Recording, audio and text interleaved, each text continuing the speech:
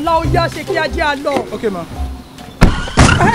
What is that? Mom, somebody bash us. Bash us? Yes. Àwọn olórí burúkú ló bash us. Ó yá wèrè ó crazy ni. Ó bash us apa. So your boy, go and meet that person. Go and blast that person. Slap that person.